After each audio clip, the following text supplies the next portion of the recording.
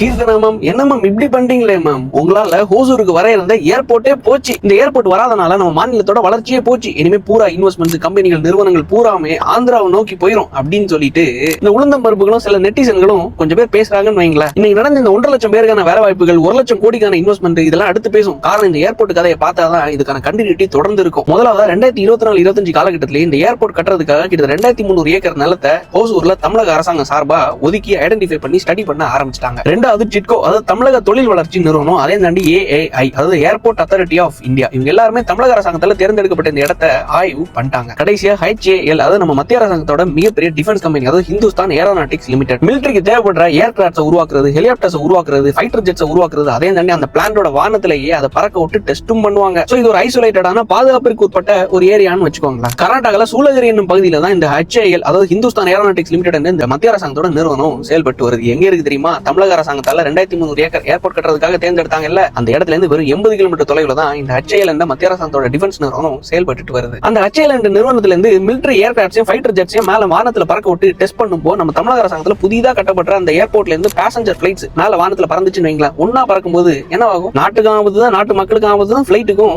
ஆபத்து தான். சோ அதனாலதான் மத்திய அரசாங்கத்தோட HAL என்ற நிறுவனம் அப்ரூவல் கொடுக்காதனால ஹோசூர்ல ஏர்போர்ட் கட்டுறதுக்காக மத்திய அரசாங்கம் அப்ரூவல் கொடுக்கல. சோ இப்படி ஒரு சென்சிட்டிவான இடத்துல ஏர்போர்ட்டை கட்டுறதுக்கான இடத்தை சூஸ் பண்ணது யாரு தெரியுமா? வேற யாரும் கிடையாது, நம்ம பெரிய ஐயா ஸ்டாலின் அவர்கள். அவங்களே ரிஜெக்ட் ஆகக்கூடிய இடத்தை சூஸ் பண்ணுவாங்களாம். கடைசியில சென்ட்ரல் கவர்மெண்ட் அப்ரூவல் கொடுக்கலன்னா சென்ட்ரல் கவர்மெண்ட் திட்டுவாங்களாம், போராட்டம் பண்ணுவாங்களாம். கடைசியில இவங்களுக்கு வாய்ப்பு அமைஞ்சது எப்படி தெரியுமா? தமிழ்நாட்டுல கவர்மெண்ட் மாறனால பாருங்க மக்களே, டிவிக்கு கவர்மெண்டால ஒரு ஏர்போர்ட் கூட கொண்டு வர முடியல, ஒரு ஏர்போர்ட்டுக்கு அப்ரூவல் கூட வாங்க முடியல அப்படின்னு சொல்லிட்டு மக்களை தூண்டி விட்டு போராட்டமும் பண்ணுவாங்களாம், திட்டமும் செய்வாங்களா, அரசியலும் பண்ணுவாங்களாம். உளுந்தம் பருப்புகளை கொஞ்சம் படிச்சுட்டு வந்து அரசியல் பண்ணுங்க. ஒரு புள்ள பூச்சி கிடைச்சிருச்சு அப்படின்னு சொல்லிட்டு எப்படி எல்லாம் மக்களை தூண்டி விட்டு அரசியல் பண்றீங்க பாத்தீங்களா? இதெல்லாம் கேவலமா இல்ல? அறிவு இருக்கிறவங்க சிந்திப்பான். எங்க தமிழ்நாட்டு மக்கள் இன்னைக்கு அறிவு கூர்ந்து சிந்திக்க ஆரம்பிச்சிட்டாங்க, படிக்க ஆரம்பிச்சிட்டாங்க. உங்களோட வேகாத பருப்பும் இந்த வேகாத அரசியலும் இனிமே எங்க தமிழ்நாட்டு களத்திலையும் மக்கள் மத்தியிலையும் வேகாது. புரியக்கூடியவர்களுக்கு புரிந்தது என்று நம்பி விடைபெறுகிறேன். நன்றி, வணக்கம்.